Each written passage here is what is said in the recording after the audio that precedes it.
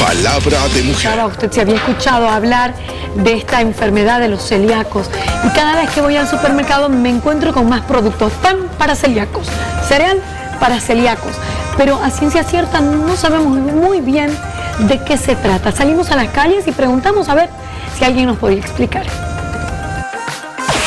Palabra de mujer. No la conozco todavía. Es la producida por la ingesta de gluten. Es la intolerancia al gluten del trigo, algo así. No tengo ni idea. No, corazón. No, señorita. No. La que está producida afecta al nervio celíaco. No tengo idea de qué es. Creo que es una inflamación debido a la intolerancia por la cebada, el trigo. No tengo conocimiento. Palabra de mujer.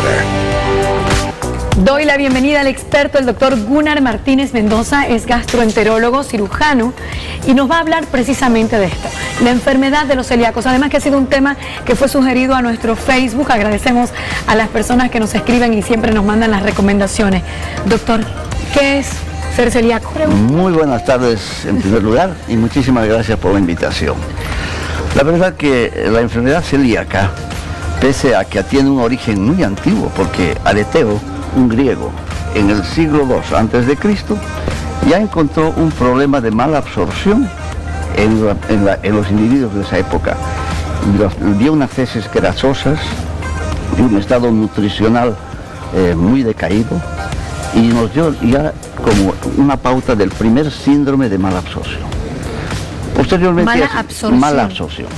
Posteriormente ya se ha ido estudiando este cuadro, pero de todos modos es una de aquellas enfermedades que está dentro de los huecos negros de la medicina, porque es una enfermedad inmunológica que se caracteriza porque el individuo hace una resistencia al gluten. ¿Y qué es el gluten? El gluten es una proteína que se encuentra en cereales, principalmente en el trigo, en la avena, en la cebada. Entonces, mucha gente, sobre todo en Europa, que se alimentaban solo de cereales, pues empezó a padecer de aquel problema. No se sabe en este momento, actualmente, cuál es la forma de contraer esta enfermedad. Hay varios estudios. Lo que sí se conoce son los factores de riesgo que existen para esta enfermedad. ¿Cómo yo me doy cuenta? ¿Qué señal me da mi organismo de que...? Tus síntomas. Vamos a hablar de los síntomas. Estamos haciendo primeramente una introducción para que se sepa que es una enfermedad que está en estudio. ¿Dónde ataca ese gluten? Ese gluten ataca a la primera porción del intestino delgado, vale decir duodeno y ayuno, sobre todo en la parte proximal. Porque ustedes saben que la digestión tiene sus pasos seguidos. El estómago solo es un mezclador. El intestino delgado y el duodeno son los que asimilan y aprovechan todos los nutrientes. Y el colon en realidad ya es un reciclaje para absorber el agua y eliminar los residuos. Entonces, ¿qué sucede con estos pacientes? Para que veamos cómo es ese paciente. Es un paciente en el que no va a tolerar los nutrientes, porque las glándulas de esas regiones intestinales que he mencionado, por el gluten, empiezan a tener una atrofia. Entonces no pueden absorber ni proteínas, ni hidratos de carbono, ni grasas, ni vitaminas. Comen pero no se alimentan. Comen y no se alimentan. Y claro, tiene una serie de manifestaciones que, usted me preguntaba los síntomas, son tan variables, tan cambiables y algunas veces tan escasos, que un 40% de los pacientes que tienen la enfermedad celíaca no saben que tienen esa enfermedad, sino cuando se desarrolla en algún momento de debilidad, de insuficiencia inmunitaria, por decirle hasta un estrés fuerte, una cirugía, una infección grave, un embarazo, pueden determinar recién una clínica ya más clara. Hablando de la clínica clásica, es variable de acuerdo a lo que se trate de un bebé, de un adulto o de un adolescente. Eso le quería preguntar. Sí. ¿Los síntomas y el tratamiento de la enfermedad celíaca varían en un niño, en un adolescente y un adulto, por ejemplo? Así es. ¿En qué varían? Hasta los 2 años la clínica mayormente es digestiva. Se llama la atención que ese pacientito tiene un dolor abdominal entre leve y moderado, tiene vómitos, tiene diarreas muy frecuentes con periodos de estreñimiento. Permítame un segundito que tenemos una consulta vía WhatsApp. ¿Sí? Que le quieren hacer. Buenas tardes, una consulta. ¿Qué alimentos no debemos consumir para evitar esta enfermedad? Nos saluda Alba. Esa es una parte del tratamiento. No sé si quiere que lo conteste todo al final. Por favor, si le vamos contestando. Bueno, me está preguntando en realidad si se puede prevenir. El tratamiento de esto, porque el tratamiento está en la alimentación. No existe medicación apropiada y concreta. Entonces, alimentos que no tienen gluten es la dieta por siempre para estos pacientes. Evitar esos alimentos que los había mencionado, sobre todo el trigo, la avena, la cebada, el centeno. ¿Qué alimentos pueden comer entre cereales? Tenemos el arroz, felizmente. Tenemos el maíz. La quinoa, el mijo. Esos son cereales. Y aparte de ello, pues el resto de los alimentos, los vegetales, las frutas, no presentan gluten. Entonces tranquilamente puedes comer. Y es así que los vegetarianos pues estarían en ventaja en ese doctor, caso. vuelvo a la pregunta de Susana, perdón, de identificar los síntomas en el niño, en el joven y en el adulto. En el niño, por eso les decía, son digestivos. En el adolescente ya no son tan digestivos, pero siempre hay una diarrea o un estreñimiento que puede considerarse como una dispepsia, ¿no? No es infecciosa, tú haces un análisis de esas heces y no hay, puedes pensar en una virósica, infecciosa no va a ser, o alimenticia. No tiene mucha importancia. Y en el adulto ya cambia, porque el adulto, el síntoma digestivo es menor. Las diarreas y los estreñimientos siempre han de haber. Y pues como todos podemos pasar por periodos similares, nunca lo asociamos a esa no lo enfermedad. asociamos, no pensamos en aquello. Y por eso después, vamos a ver, por contestar seguimos en este orden, pero me hubiese gustado antes hablar un poquito Tenemos una de preguntita los más, mire. factores de riesgo. Tenemos ¿no? una preguntita más, Vale. Alexia. Entonces, en los adultos... Un segundito, por favor. Hola, soy Estela. Una consulta. ¿Esta enfermedad puede llegar a ser mortal? Saludos, están hermosas, dice. Muchas gracias, Vale. Estela, por ejemplo. Esta enfermedad tiene sus complicaciones que sí pueden ser mortales. ¿Por qué? Porque un estado nutricional malo acarrea otra serie de enfermedades y complicaciones. Ahí, perdón que lo interrumpa. Usted decía, y Laura también acotaba, no está absorbiendo, no se está nutriendo. Entonces, ¿es una persona que finalmente está desnutrida? Claro que sí. Y hay un falso engaño, porque también encuentras personas, sobre todo en los niños, de obesidad, de sobrepeso. Chicos gorditos, con la barriga distendida. Dicen, no está mal, pero sí la diarrea sigue. Es una reacción que existe. De todos modos, al tener esa mala nutrición, no tener las reservas suficientes, nutritivas, hay un montón de enfermedades, gracias a esta, que complican y nos pueden dar otras enfermedades como ser tumores intestinales, sobre todo los linfomas de intestino delgado, ¿no es cierto? O sea, cáncer, vamos a hablar de una cosa. Me hablaba de que nos puede llevar a la mortalidad, sí nos lleva a la mortalidad. La diabetes 1, que es una causa hereditaria, también es predisponente a esta enfermedad. Y usted sabe que eso complica otros sistemas y, contestando a la señora, sí nos puede llevar a la mortalidad. Complicado, complicadísimo. ¿Y qué otros síntomas ya en el adulto me tienen que alertar? Yo sí quiero dejarlo, un poquito más claro, porque nos dice usted un poco de estreñimiento, un poco de diarrea, pero ¿con qué frecuencia? Porque alguna vez te puede pasar que te cae algo mal al estómago. ¿O estás acostumbrado ya a que tu organismo y no lo sabes? Saber, sí tengo es frecuente y sin causa inmediata, hasta que ya hagamos el estudio y entraremos a la parte del diagnóstico. En este caso es más frecuente, ¿Hay obviamente. un porcentaje alto de personas con esta enfermedad Gracias a Dios, en el mundo, bueno, en Bolivia desgraciadamente no tenemos números. No hay estadística en nuestro país. Entre Europa y Estados Unidos estamos hablando de un 2 por 1000. Cada 1000 personas, 2 son celíacas. Pero en la Argentina es una enfermedad bastante común. Iba a decir en el vecino país, igual en Uruguay, bueno. Que vos, por ejemplo, vas a una heladería y ves cuadros donde dicen que es apto para celíacos. Hasta en restaurantes. Y qué curioso, porque mira, imagínate en otros continentes que no tengan tanta frecuencia, y en Latinoamérica quiere decir que hay algo en algún alimento o algún virus que, como desconocemos la causa de la enfermedad, que afecta. Y otro detalle en lo que se refiere a frecuencia y porcentajes. Mire, es un dato que yo me he quedado también un poco así.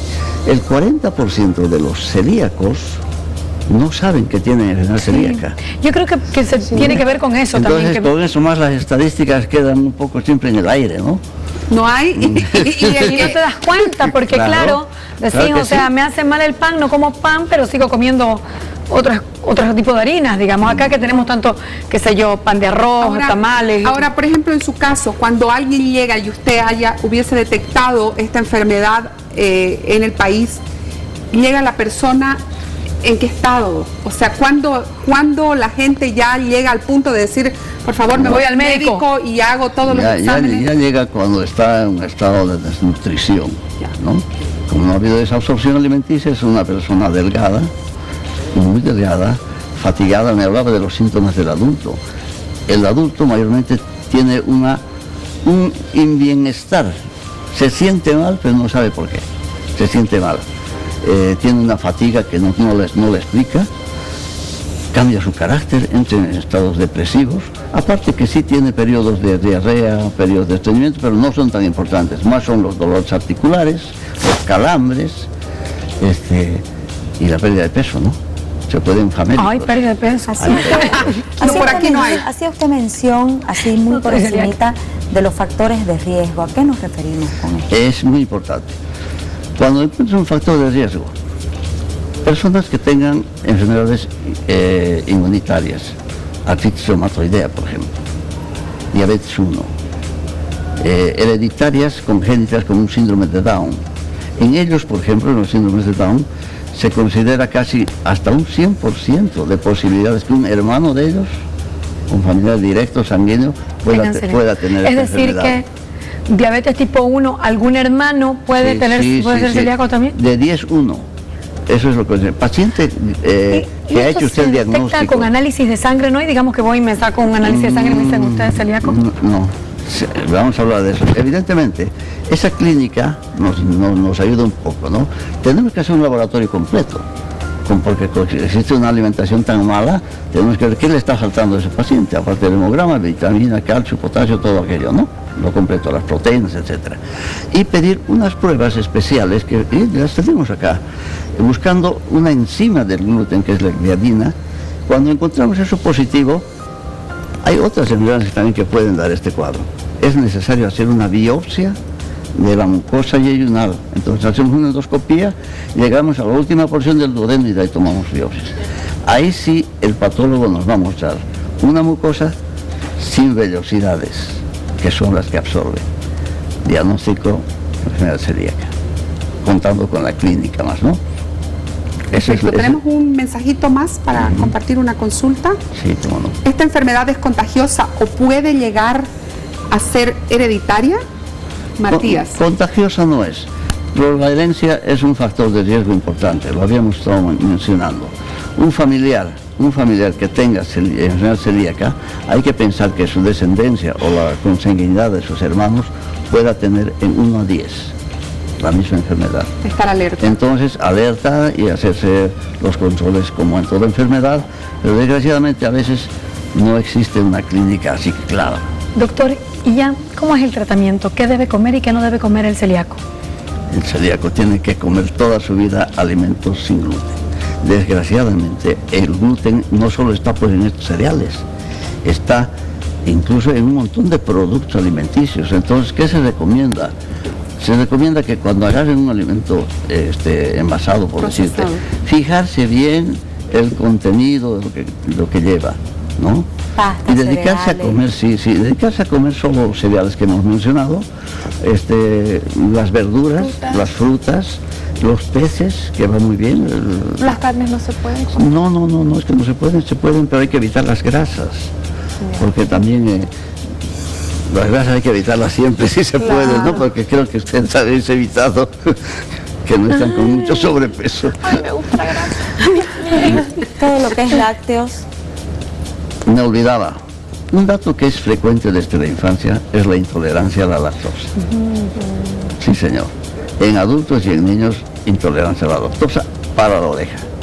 Hasta no demostrar lo contrario, hay que pensar que aquello. No quiere decir que todo aquel que tiene intolerancia tenga gluten, ese es el Pero problema. sería bueno uno hacerse un chequeo para prevenir, ¿no? Claro, O desde el momento La que uno intolerancia a la detectas lactosa es mucho más frecuente en los últimos tiempos.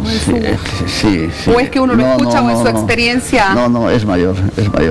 Porque... O es que recién se han dado cuenta que no es la leche, porque actualmente los lácteos se están eliminando. Oye, es una exageración, pero dicen, persona adulta, y yo estoy en este camino. A partir de los 50 años ya no comes lácteos, hombre, ya no eres un bebé. Doctor, ¿y estas personas que desarrollan ganglios en el estómago también son parte del factor de riesgo para la enfermedad celíaca? Ganglios en el estómago, ¿se refiere a...? No me acuerdo el nombre exacto. Bueno, normalmente son... ¿Los divertículos? No. Unos ganglios, como unas bolitas dentro del estómago, que muchas veces es la causa por la cual te pueden llegar incluso a operar de apéndice, pero no es un apéndice. Ah, ya. No. Bueno, los ganglios cuando se inflaman se constituyen en una adenitis, ¿no? Una adenopatía. Usted es cierto, en los muchachos muchas veces hay ganglios en la zona pendicular y confunden, ¿no? Sí. Los ganglios son órganos defensivos en realidad, ¿no? Claro. Y se nos inflaman cuando existe alguna molestia cercana.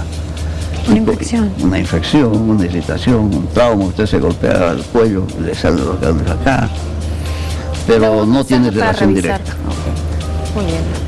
Un mensajito para una consulta. Hola, soy Juan Carlos, una consulta. ¿Cuánto tiempo demora en rehabilitarse una persona que tiene esta enfermedad, doctor? Bueno, depende del grado de enfermedad que tiene. Si lo encontramos en un estado de desnutrición completa, es un paciente casi hasta de terapia, porque tenemos que hacer una alimentación especial balanceada para enterarla a través de la vía endovenosa. Y una persona que no llega así, que viene a tiempo, en realidad vamos a tener que combatir la osteoporosis que seguramente tiene, la anemia que la va a tener, la hipoproteinemia que nos va a ocasionar después otro tipo de problemas y hacen un síndrome multiorgánico porque los riñones también empiezan a fallar, el hígado. O sea, nuestro organismo es un componente que cuando falla uno, los otros son de la sociedad. Es relativo al tiempo en que se mejora la persona. Mi querido doctor Gunnar Martínez, la verdad que tenemos muchas consultas todavía a través de nuestra línea de WhatsApp sobre esto, la enfermedad de los celíacos. Vamos a tratar, junto con el doctor y sus conocimientos, darle respuesta a la gente que nos ha escrito, pero ahora nuestro tiempo siempre es limitado. Ya vamos a hacer fuerza para que nos den más tiempo al aire. Queremos agradecerle muchísimo, doctor Martínez, gastroenterólogo, cirujano, quien habló con nosotros de esta enfermedad celíaca tan poco conocida, tan poco detectada, pero que vale la pena enterarse. Muy bien.